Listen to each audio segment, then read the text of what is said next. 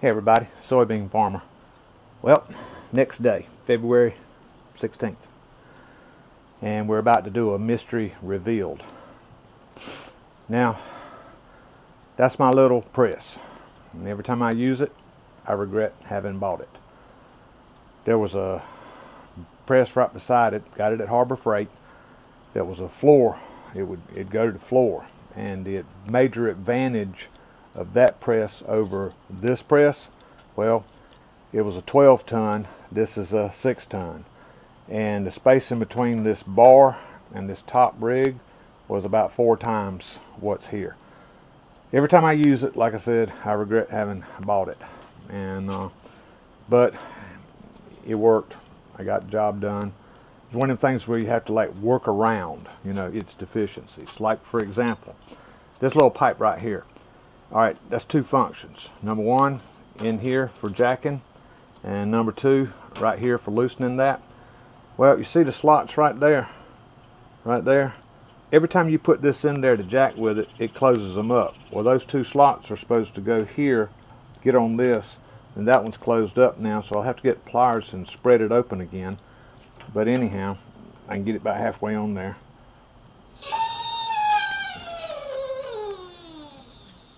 And get this jack back up at the top. That'll do. Tighten that back. Alright. Well, I saw what was going on, and if you look down through here now, you can see this part's not defective. I mean, there's my finger. The hole goes all the way through. And you can see it better on that side. The hole goes all the way through. But it looks like what somebody did. Here's the bearing. That to me looks just like a sealed bearing. So when this thing broke and they found out how expensive these things are, they went with the option of a sealed bearing, and they found one that they could get in here, and that's why there was no snap ring. But the mystery is resolved now. This bearing, it's got a little bit of clickety-click to it. I probably could have run it another few years, but I wanted to fix the thing. So I started on it last night messing with it. It was confusing what was going on with it here. But mystery resolved. I read through some of the comments on the last video, and I think I saw one where somebody said just that. Somebody had before me, I know the man that owned this before me. He was a little older than me. He was a very small time farmer. He was farming about 8 acres of land, and he took the least expensive path for repairing this. But I've been on the phone with John Deere, and I managed to get the boy to tell me the actual John Deere part number for the correct bearing that goes in here.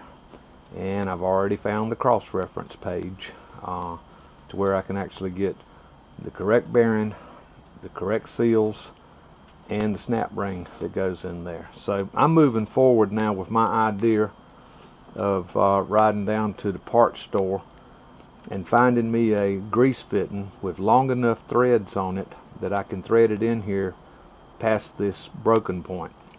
Get me just a little bit of a seal right here, because I don't want the chance of J.B. Weld getting down behind the fitting and blocking the flow. And then I'm just going to put J.B. Weld right across here to hold that in there, and get me the correct bearing that I can grease. I don't like sealed bearings. My experience with sealed bearings is they don't last as long as a bearing that I can keep grease on.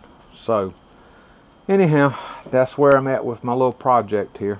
I'm going to de-grease this. I had that PB blaster all over it. That thing was tight. It took every bit of what that little 6-ton press could do to get it out of there. And some WD-40, I kind of threw that in there too. I went up to the different part stores searching for grease fitting with long enough threads on it, and that didn't work out. But what I found was this right here, which is a grease fitting on a piece of little pipe. And I looked at it and I had the part in my hand and I said, I believe I can make this work.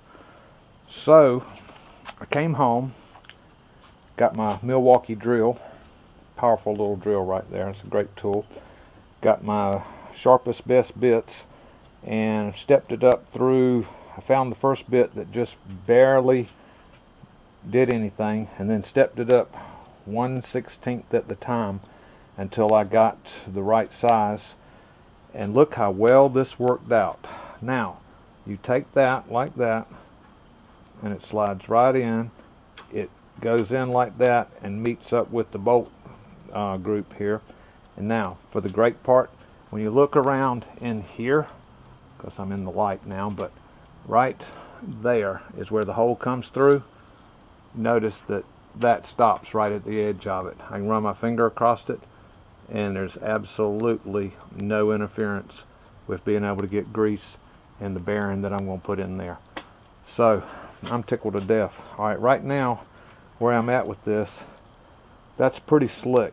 So I'm thinking about coming along somewhere along in here and just cutting a small groove in it and definitely roughing this up, getting some coarse texture to it. So when I mix up the JB Weld, that'll be a pretty tight bond right there. And then just, you know, put the JB Weld to it and it's fixed, it's done. And I found the right bearing, a greasable bearing, the two seals, and the snap ring. So I will get to use my fancy professional high-grade snap ring pliers on this project after all, when I put the new snap ring in it. When I turned this around and put it in the vise and ran my finger across it, I found a burr on this where the drill bit cut through here. So I went in the shop and got a round file, and I've worked this back and forth like I'm doing now. It'll take me a minute or two because I'm not putting a power tool on it. But I've got the burr off of it now. That could have been a real aggravation when I go to put the new seal and the new bearing in here. Could have messed something up. So I know my drill bit made that issue, so my file removed it. When I was showing you how well this worked with this piece here, you can actually get a better view here. When I stick that in, see right how that comes to that point right there. And now what I want to do next step is I want to take this and mark it, and then I'm going to take a hacksaw and cut some little grooves in here, and that'll let the JB Weld get down in the grooves and give me some interlocking with that. So let's move along to that part of the process. Turned over, and you see this piece in here, and it just worked out so convenient that I can push it all the way in up against that nut right there. But I want to cut where this JB Weld is going across here. I want to cut some grooves, like maybe one right there and maybe another one right there. So now that that marks that, I can see where to take my hacksaw and just cut some light grooves in it. So when I smear that JB Weld across there, the JB Weld will drop down in the grooves, and once it all gets hard, that won't get pulled out, because I did kind of remove the threads. Now,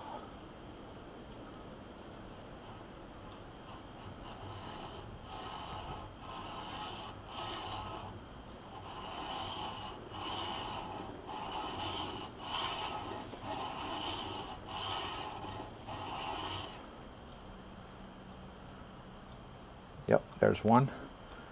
Now let's cut another one here.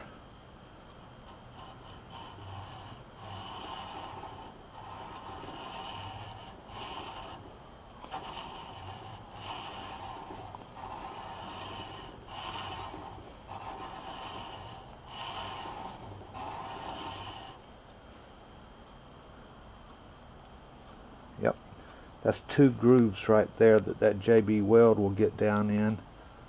Okay. And then take whatever you've decided is going to be your stir tool and work this stuff together.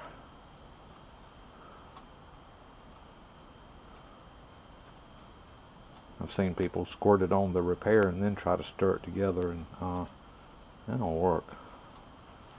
That don't work at all.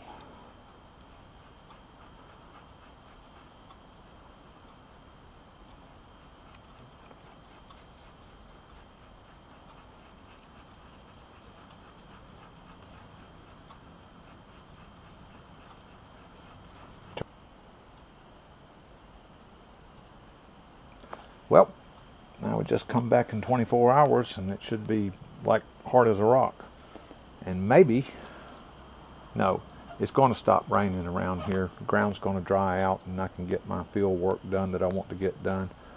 It's kind of late for putting lime out for this year's crop, but I better go ahead and get it out whenever I get the chance so that I don't end up jammed up like I did get this time. Well, everybody, thanks for watching. Y'all take care and have a great weekend. Bye, y'all.